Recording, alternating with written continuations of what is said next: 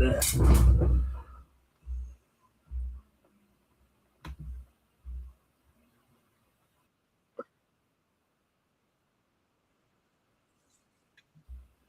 right. Hopefully, didn't need to do that since I did hear it.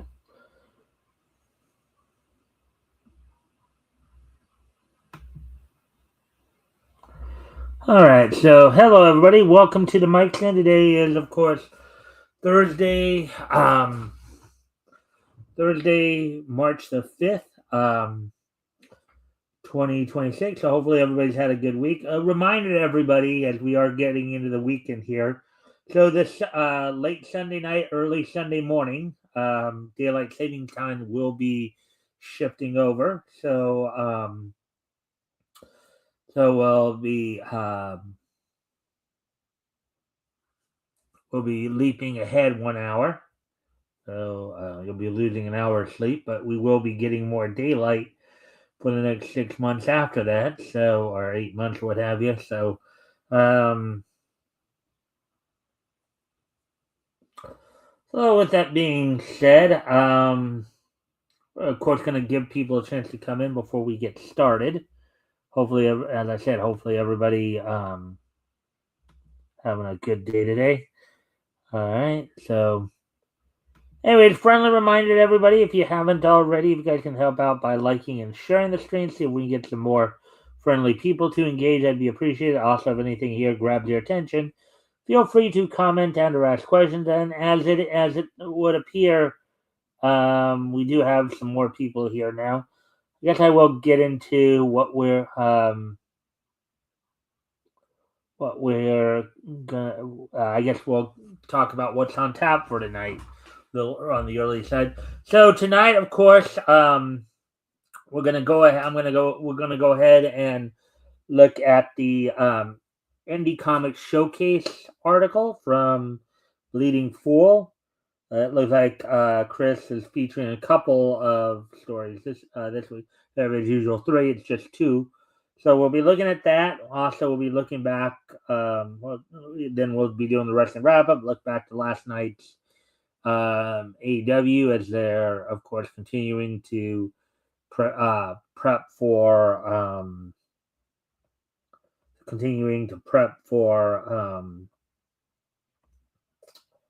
Revolution a week from Sunday, and then we'll look ahead to tonight's action on TNA and Ring of Honor and all that.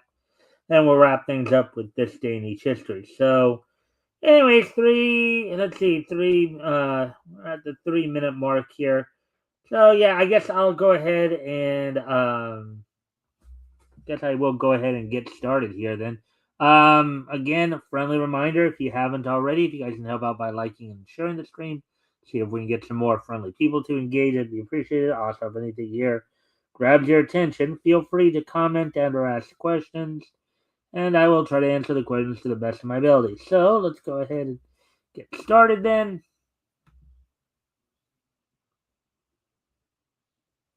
Alrighty then, so here we go. Indie Comics Showcase number 317, Veiled Legacy and the Nostradamus Effect, article by Chris Braley, published yesterday. So let's get into this then. Welcome back to another installment of Indie Comics Showcase, the weekly blog where we single boost a few truly independent comics that are currently crowdfunding their projects, crowdsourcing their funding in some way, or just completely self-publishing on their own.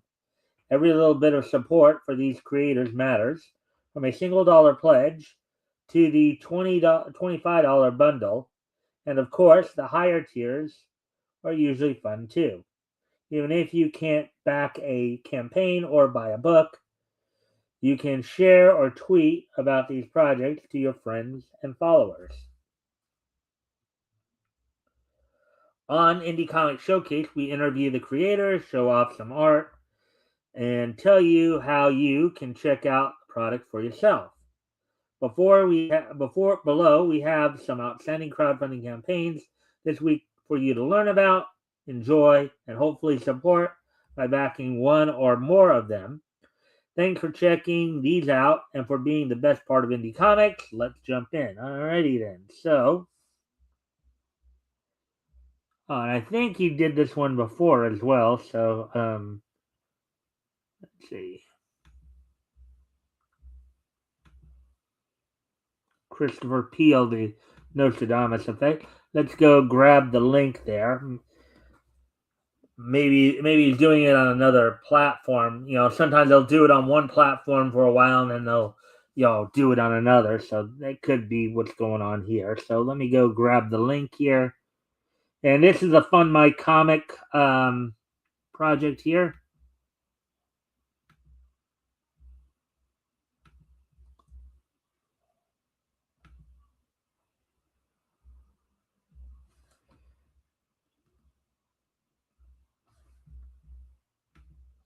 We'll go ahead and put the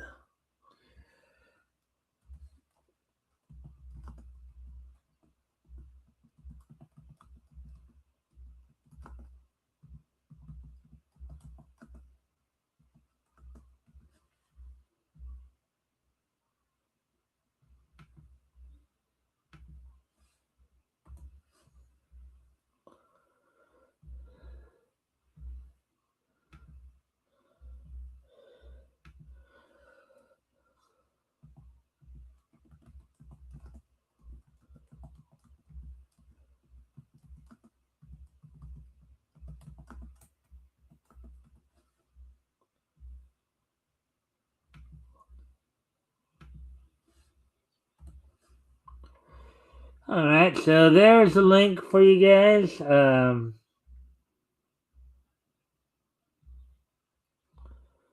There's a link. So there it is on YouTube. And there it is for the Rumble viewers. Again, if you guys want to go check the campaign out for yourself, there's the links to that. Let's see now. So now with all that being said, of course, let's go ahead and get going here on the article itself. The Nostradamus Effect by Christopher Peel. Look at that face staring back at you.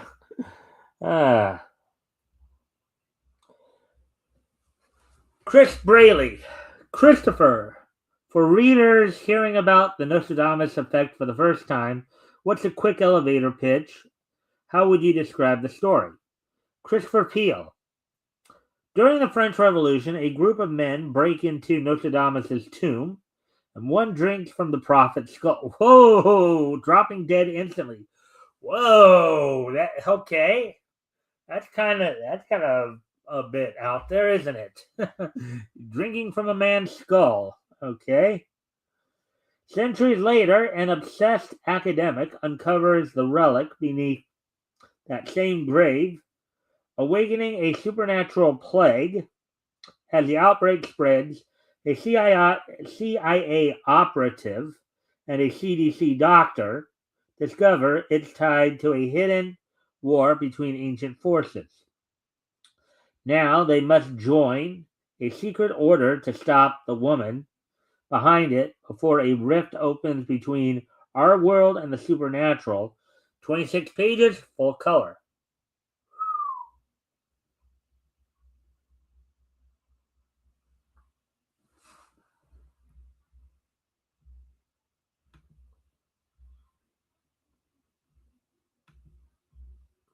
Chris, that's such a fascinating premise. Where did this idea come from and what pushed you to self-publish it? Christopher, the idea for the Nostradamus Effect started when I was watching a documentary about Nostradamus decades ago. The strange story about people disturbing his grave struck me and slowly grew into something bigger over the years. Eventually, it became a supernatural thriller about power, belief, and the consequences of tampering with things that should remain buried. Yeah, drinking. Yeah, like You shouldn't go around drinking dead men's skulls. That's probably not, at the very least, don't think that's a healthy idea, to say the least. You know, uh,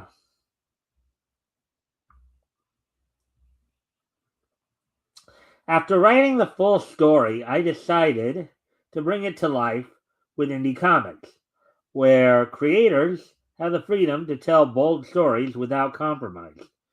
Crowdfunding allows readers to be part of the process from the very beginning. Which is true.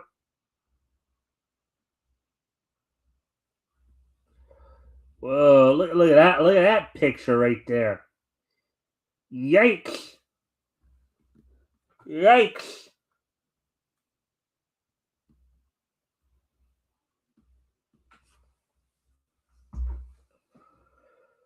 Chris, who do you think the story will appeal to? What kind of readers is the Nostradamus effect aimed at? Christopher, the Nostradamus effect is for readers who enjoy supernatural thrillers, historical mysteries, and dark adventure.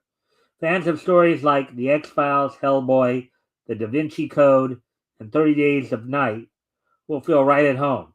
It blends real history with horror and conspiracy, building a larger universe of strange forces hidden beneath the modern world. If you liked high-stakes stories where science, faith, and the unknown collide, this book is for you.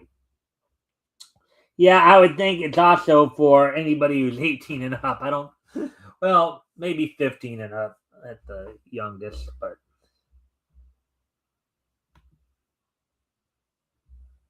hmm.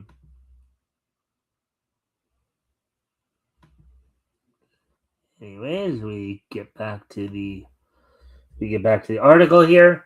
So, Chris, let's talk about your approach to storytelling. How would you describe your style and creative process? Christopher, my storytelling is grounded in real history and theology, then pushed into supernatural territory. I like stories that feel believable first, so when the strange things happen, they feel genuinely unsettling. I start with heavy research and a full script, then collaborate closely with the art team to bring the atmosphere and pacing to life on the page. The goal is a cinematic reading experience that blends horror, mystery, and historical intrigue.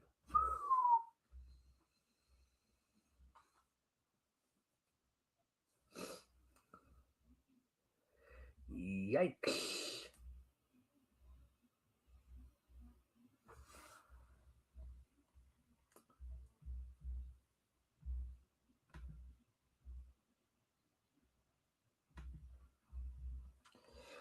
Chris, every great story relies on a strong creative team. Who's helping you bring the Nostradamus effect to the page? Christopher, the Nostradamus effect is illustrated by Carlos Granda, whose pencils and inks bring a gritty realism that perfectly fits the tone of the story.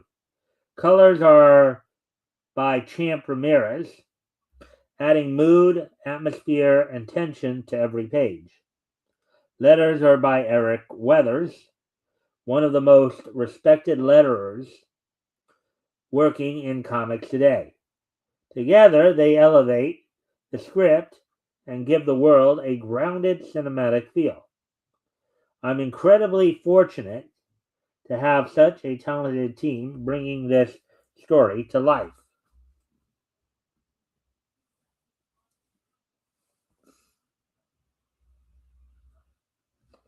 Chris, what stage is the project in right now? How much progress have you made on the first issue? Christopher, the full story has already been written as a 12-issue series, so the direction of the project is firmly in place. Issue number one is a 26-page full color comic, and the first 5 pages are already complete. We're continuing production when the campaign funds, so we can move directly into finishing the issue and preparing it for print. My goal is always to keep momentum and deliver to backers as quickly and professionally as possible.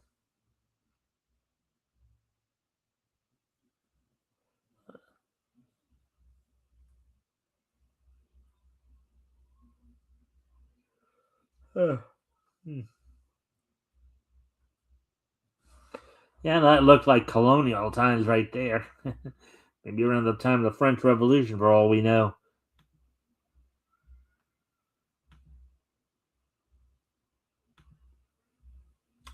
All right, Chris. As someone who's gone through the self-publishing and crowdfunding experience, what have you learned along the way? Christopher. Crowdfunding has shown me how important community and transparency are in independent comics.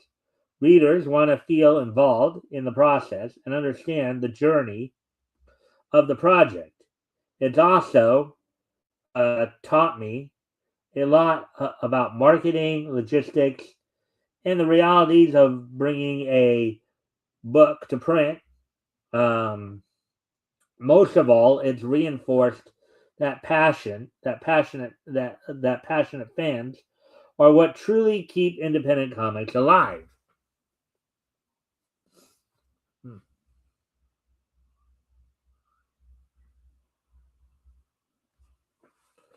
Chris, you've hinted that this is part of a bigger plan. What does the future hold beyond this first issue? Christopher, the Nostradamus effect is the first chapter in a much larger connected universe under the bootlegger banner. Bootlegger, okay. Um, Future stories explore different corners of that world, from supernatural investigations to historical mysteries and horror. Several additional titles are already in development. The long-term goal is to build a library of stories that all exist within the same mythos. Wow, so this guy's going full on into the idea of building his own universe. That sounds cool.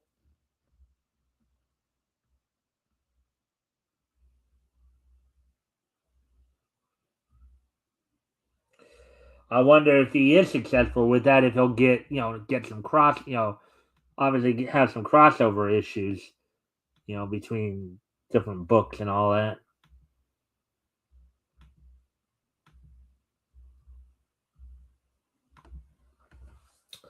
For collectors and all right, for collectors and backers, what kind of so Chris asked here, for collectors and backers, what kind of special perks or additions can they expect from the campaign? Christopher, the campaign includes multiple cover editions, collector bundles, and limited items for fans who want to support the book. Backers will also have access to exclusive artwork and campaign only rewards. As the campaign grows, additional stretch goals will unlock more stories set within the same universe. My focus is making sure supporters feel like they're part of building something bigger than a single comic.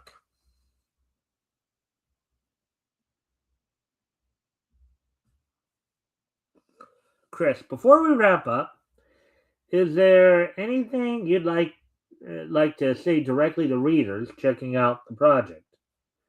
Um, Chris, or Christopher rather, Nostradamus effect has been an idea in my head for decades, and bringing it to life has been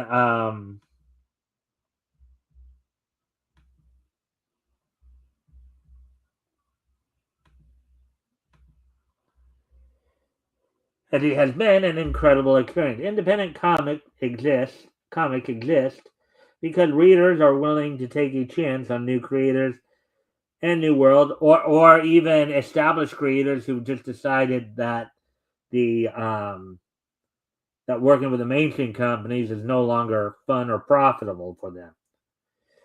I'm grateful for everyone who checks out the project and helps spread the word.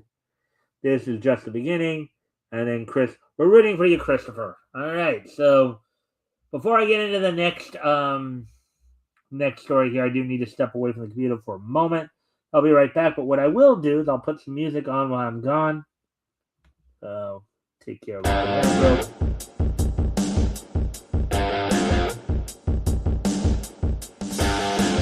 I'll be right back.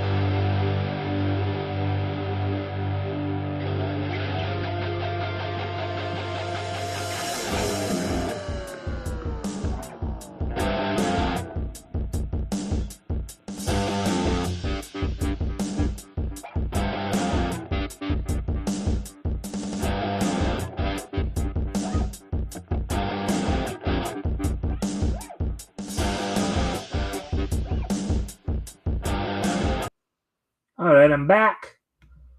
So now let's get into this next one. So Veiled Legacy by Danny Casey.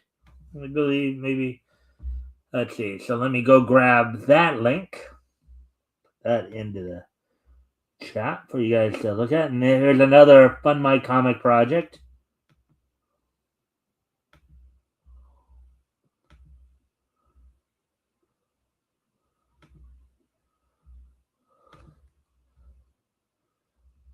And the way it's spelled, I'm guessing that Danny here is a lady, a woman. Usually Dani is short for like Danielle, usually. But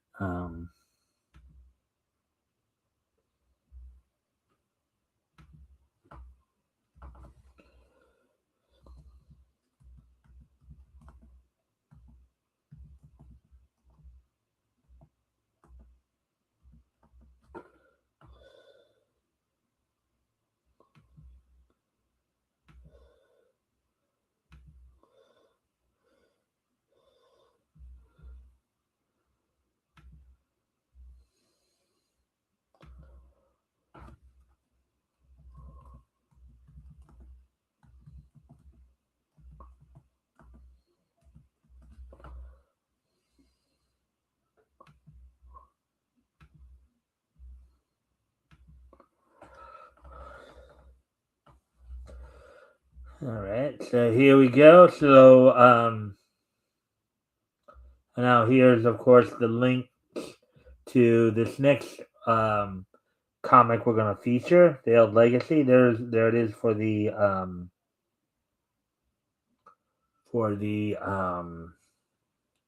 YouTube crowd, and there it is for the Romo crowd. Of course, a friendly reminder to everybody, if you haven't already, if you guys can help out by liking and sharing the stream, see if we can get some more friendly people to engage. That'd be appreciated. Also, if anything here grabs your attention, feel free to comment and or ask questions. I'll try to answer the questions to the best of my ability. With that being said, let's get into this then. Veiled Legacy by Danny Casey. Chris Braley, Danny, for readers just hearing about Veiled Legacy, what's a quick elevator pitch? How would you describe the story in a nutshell? Danny Casey, a rural Midwestern family's act of kindness leads to an unnatural home invasion, leaving Emma Hogan to survive the night alone. As her twin brother Jimmy races against the clock to save his family from forces unknown before they are lost forever.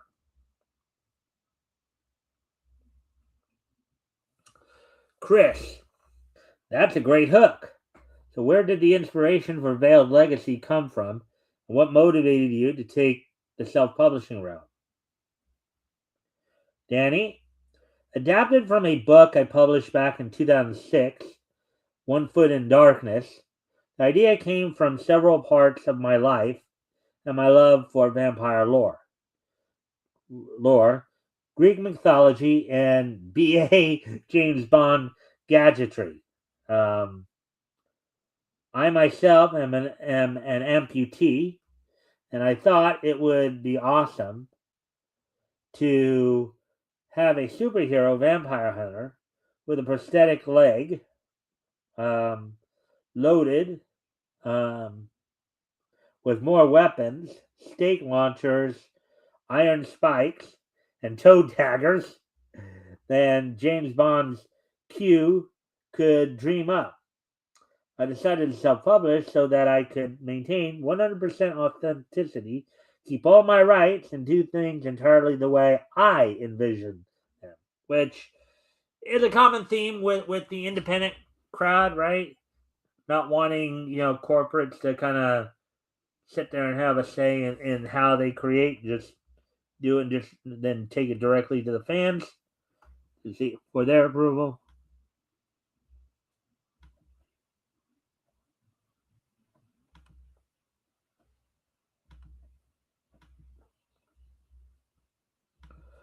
So then, Chris, sounds like a lot of fun.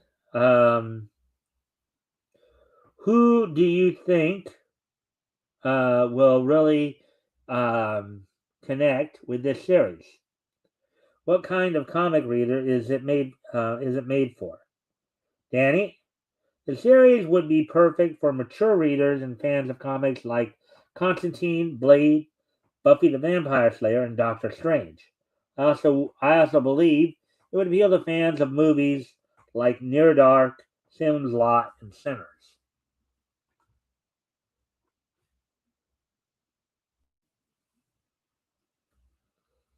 All right, so Chris, let's talk about your creative style. What's your process when you sit down to write or develop new material?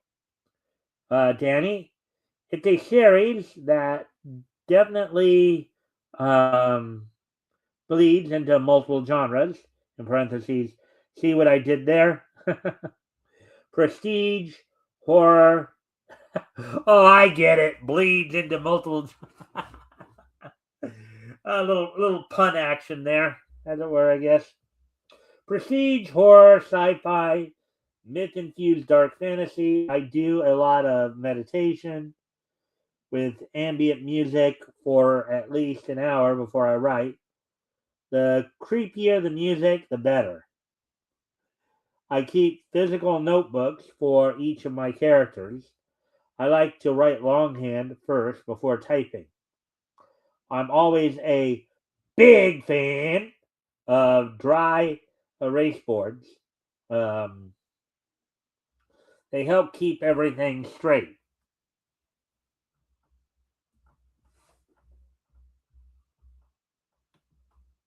Hmm.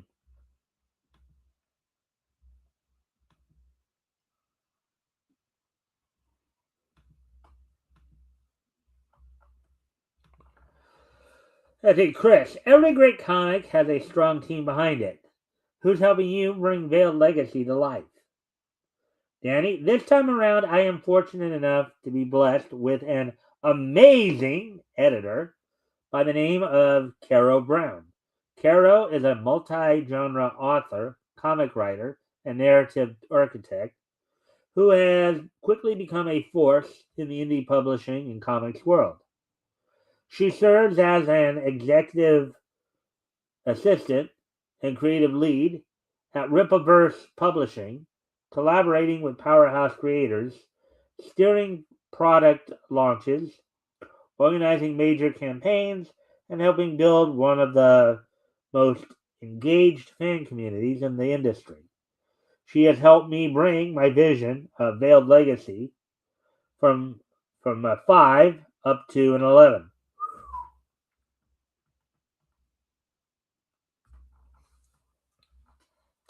I am also equally as blessed to be working with artist Evan Scale, who has worked on cover art, comics, board games, and various other illustrated material. Some of his latest works include the Legends of the Realm comics and the Age of Rome board game, as well as his and Caro's most recent project together through Rippaverse comic Dirty Deeds #1. And there's Jimmy Hogan, I guess, right there.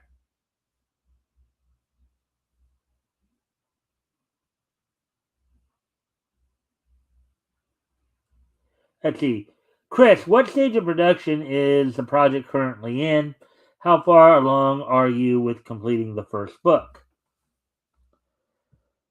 The script for book one is complete. The script for book two is almost complete.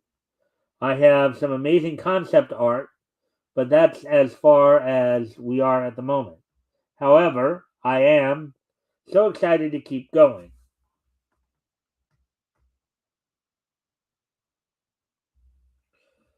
Uh, let's see, Chris. As a creator handling self publishing and crowdfunding, what lessons have you learned from the process so far? Danny, patience is everything, but so is persistence, and never taking no for an answer. Never stop talking about your work and keep knocking on doors, quote unquote. Hmm.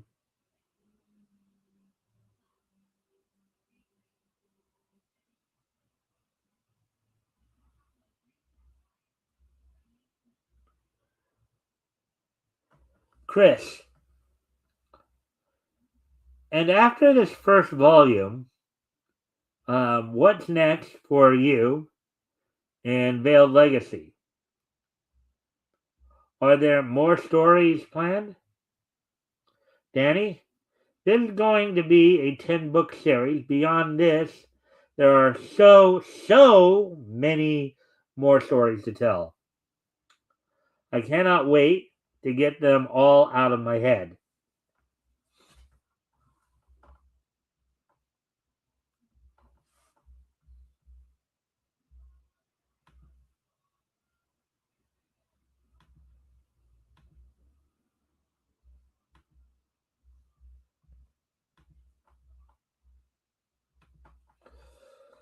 Chris, for readers interested in backing the project, what kind of special perks or tiers can they look forward to? Danny, there are some very cool perks if you pitch in and back the book. We have 4 tiers. The lowest is only $1, and for that, you get your name in the book, in the back of the book. $10 gets you a digital copy. $25 gets you both a digital and physical copy, and $50 gets you a custom autographed physical copy. Layla Fellows.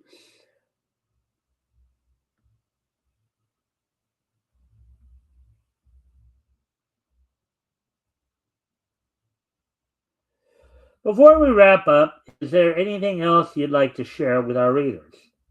Danny, this book is everything to me. It has been a part of my life for 22 years. I have to publish it before I leave this earth. Wow, quite dramatic there. Chris, good luck, Danny. We're rooting for you. That's it for this installment. If you're a creator ramping up your own campaign or have a comic available for purchase online and you want to be featured in our weekly comment column, click here. So we can hopefully help you get more eyes on your crowdfunding comic project. Until next time, support indie comics. Alrighty then. So there we go. That's it for the article tonight. So I will just go over real quickly before we move on to wrestling wrap up. Of course, I will just go over real quick the link. So first off, for the Nostradamus effect, there's a link on, of course, for the YouTube viewers. I'm gonna go check that out. And there's a link for the Rumble viewers. And for Veiled Legacy by Danny Stonecasey, there's a link on YouTube, and there's a link on Rumble. So, if you guys want to go check out those books, there you go.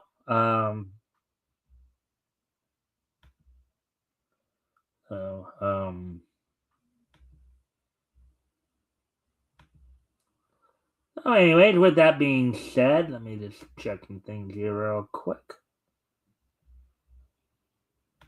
Where are we at now? 37 minutes, so not bad on time. All right, so now what we're going to do, we're of course going to move on to the wrestling wrap up. Look back, of course,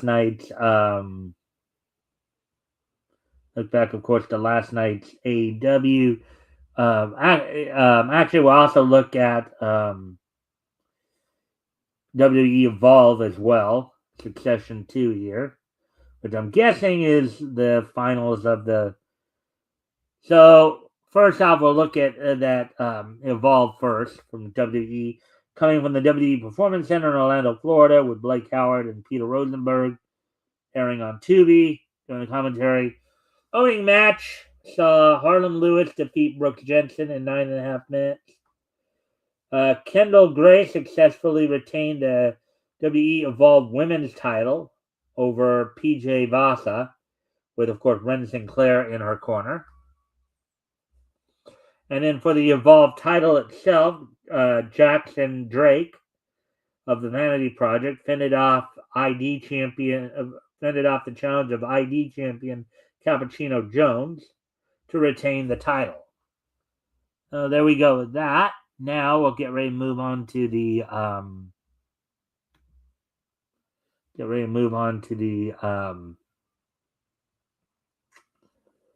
the AEW Dynamite. Look at what happened on Dynamite last night.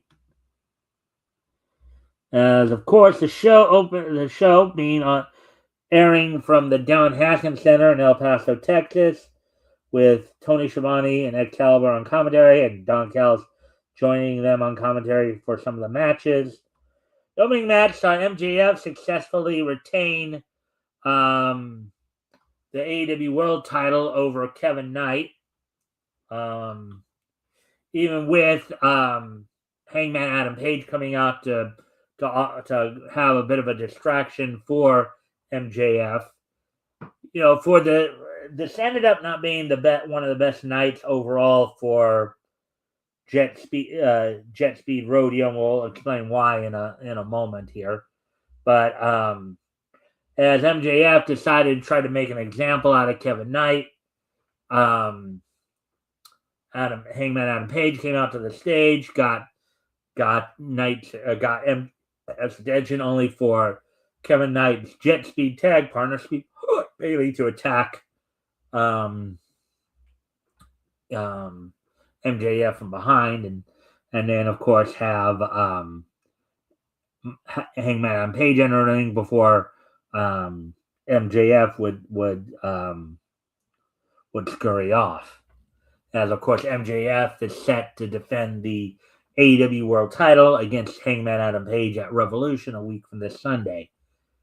Then the next match saw Darby Allin and Orange Cassidy defeat the team calling themselves the Dogs of Clark Connors and Gabe Kidd, of course, and I'll talk a little bit about this in a moment here, but with, of course, Cassidy getting the pin on Connors after executing the Orange Punch onto him. Following the match, Allin and Cassidy were attacked by David Finlay, and it was just recently announced that David Finlay, along, of course, with Connors and Kidd, now calling themselves the Dogs in AEW, kind of hearkening back to their previous persona in New Japan as Bullet Club War Dogs. It's been announced that Finlay, Connors, and Kidd are now all officially All Elite. They are now all officially under AEW contract.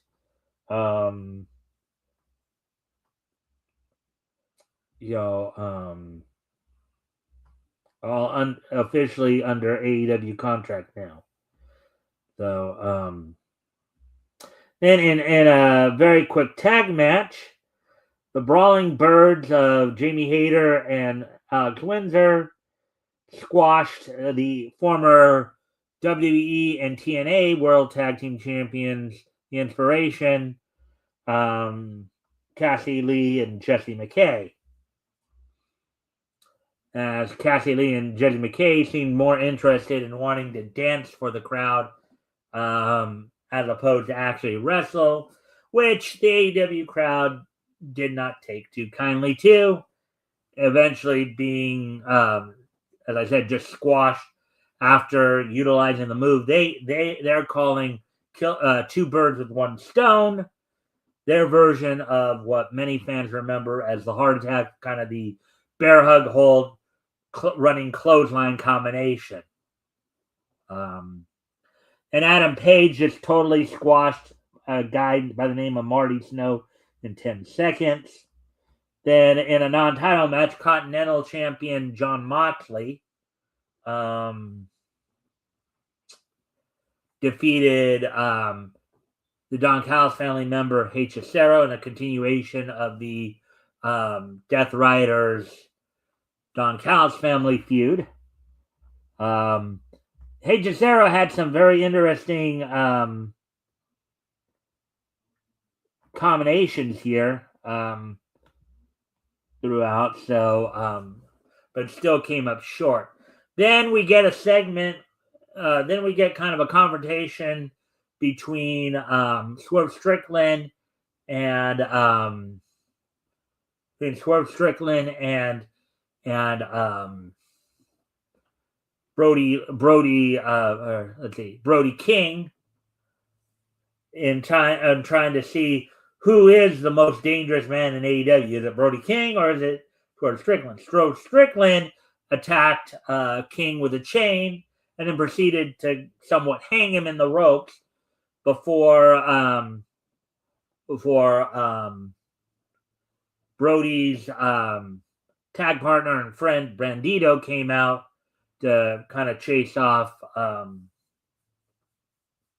Swerve. And Swerve it seemed like he was really trying to choke, trying to hang Brody King, as it were, because even the announcers were saying that Brody's face was starting to turn blue.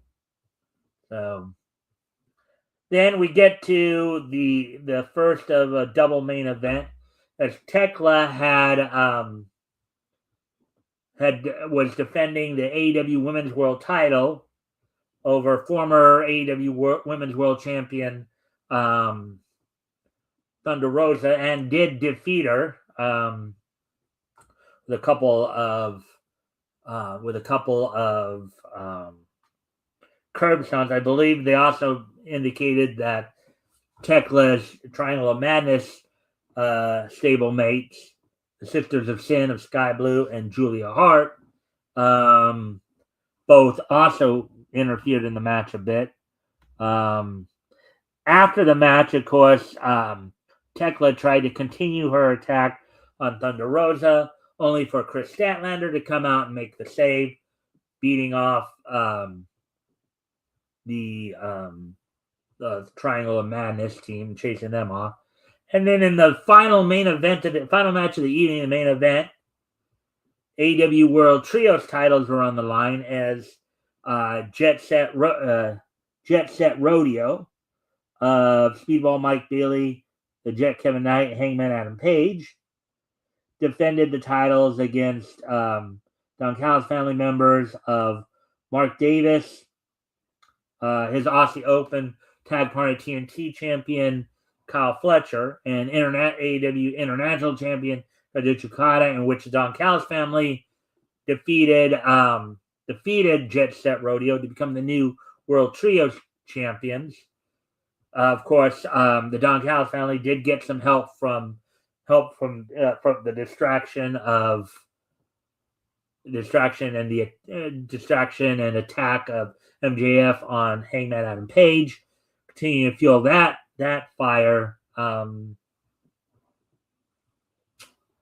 coming up, in their build up to the Revolution pay-per-view. And it was also announced after the show that now it has been signed for Revolution a week on this Sunday. So Strickland will be taking on Brody King in a one-on-one action. Also, of course, more build-up to the upcoming AEW World Tag Title match between FTR and the Young Bucks coming up at Revolution, as well as they also had a segment on last night's show in the build towards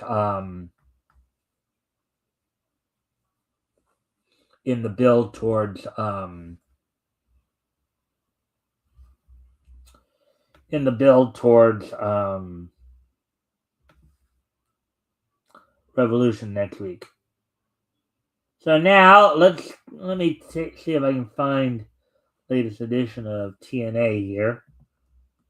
Find out if we can find out what will be going down on tonight's Impact, airing on AMC.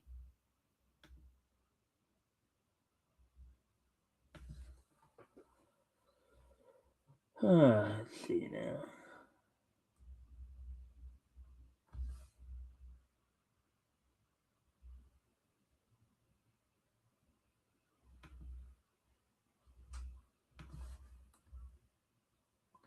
So airing on tonight's Impact on AMC, coming from the Gateway Center Arena at College Park on AMC in College Park, Georgia. Scheduled for tonight. A number one contendership 4-way tag team match to see who will basically become the next team to challenge the Hardys for the TNA World Tag Team Champions. You have BDE and Rich Swann taking on Sinner and Saint of Judas Icarus and Travis Wins versus the Righteous of Dutch and Vincent versus the Systems, Brian Myers and Bear Bronson. Ariana Grace will be defending the TNA Knockouts World title against Jody Threat. And Leon Slater defends the TNA X Division title against Nick Nemeth. So we'll see how all that pans out tonight.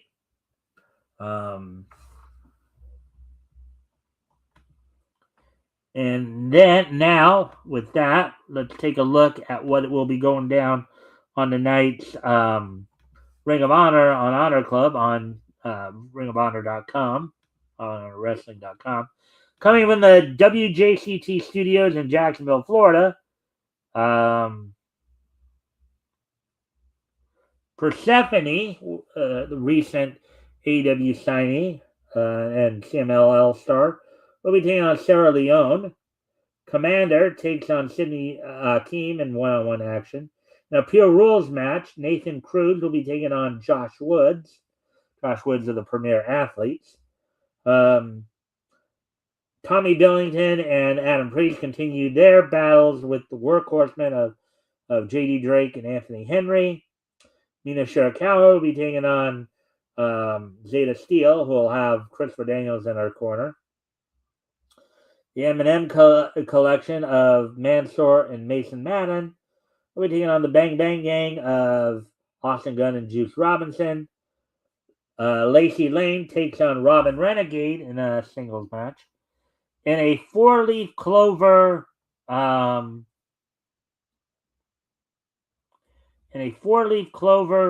four-corner survival match, Matt Menard will be taking on Shane Taylor. They'll also be taking on A.R. Fox, and they'll be taking on Lee Johnson. And then Kazuchika Okada is set to defend the international title, I believe, versus the winner of that match. So, with that being said, let's now, of course, get ready to move on to the next piece of niche history here. Or let's prepare to move on to wrapping this thing up, as with today being Thursday, March the 5th, 2026. Let's take a look back. Well, actually, before I do that, I need to go off camera here for a moment, so I'll be right back. We'll wrap things up when I get back.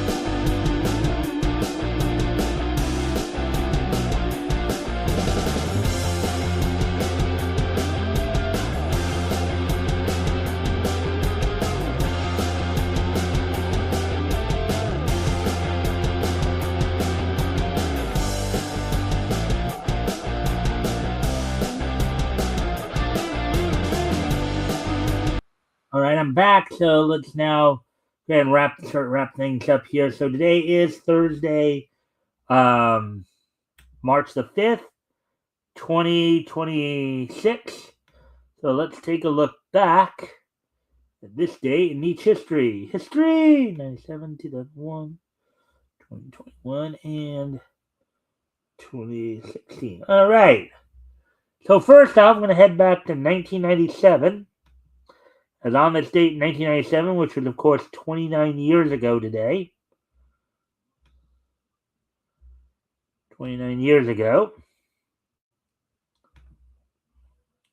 The 30th issue of Backlash from Image Comics' Wildstorm imprint went on sale on this date back in 1997. It sold for $250.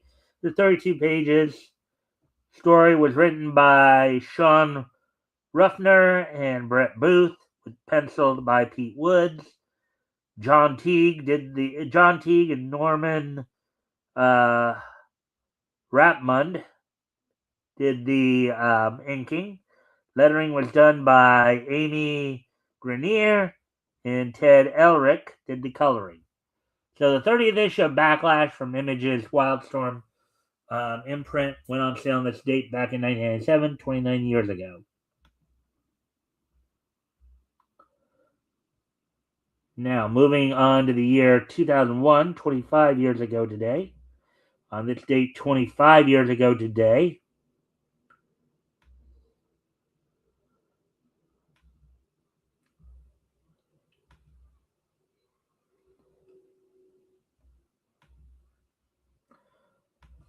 WWE held its Monday Night Raw from the MCI Center in Washington, D.C. You had a number of title matches going on the night. The main event saw, of course, Steve Austin and The Rock beat Kurt Angle and Triple H in 8 minutes, 26 seconds in a tag team match. The Big Show retained the hardcore title over Al Snow. The Hardy Boys, Jeff and Matt Hardy, defeated the Dudley Boys to become the new WWF Tag Team Champions in 5 minutes, 36 seconds. You also had Ivory retain the women's title over Lita. And, of course, this was around the time of the Right to Censor angle going on, in which Steven Richards and Val Venus were in Ivory's corner, while Lita had the Hardy Boys in her corner. And the show opened up with an Intercontinental title match in which Chris Jericho retained over Eddie Guerrero. So that was 25 years ago that WWE held it, or at the time WWF held its Monday Night Raw event. So now, let's get ready to move on to the next piece of niche history here as we move ahead to the year 2016. And on this date in the year 2016,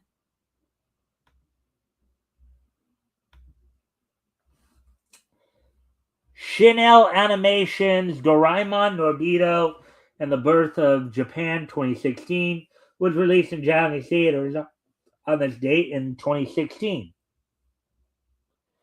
Doraemon the movie, Norbito, and the Birth of Japan 2016 is a 2016 Japanese animated science fiction adventure film written and directed by Shinosuke Yakuwa. It is the 36th feature film of the Doraemon franchise. It is a remake of the 1989 film Doraemon, Nobito, and the Birth of Japan. The film was released on March 5th, so let's see, and it was adapted into a video game. The plot, basically, the movie starts with a boy who belongs to prehistoric times hunting a fish. Returning home, he finds it destroyed and cries out in despair before suddenly being captured into a time vortex.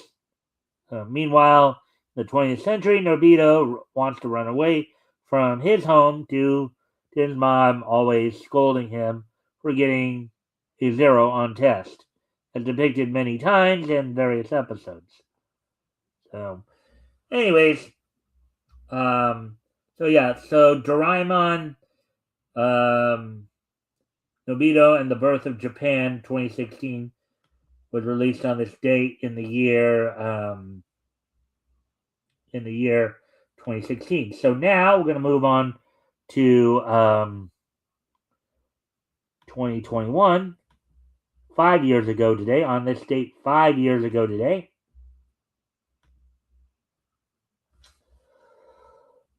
Walt Disney's Raya and the Last Dragon was released in American theaters on this date back in 25 years ago today.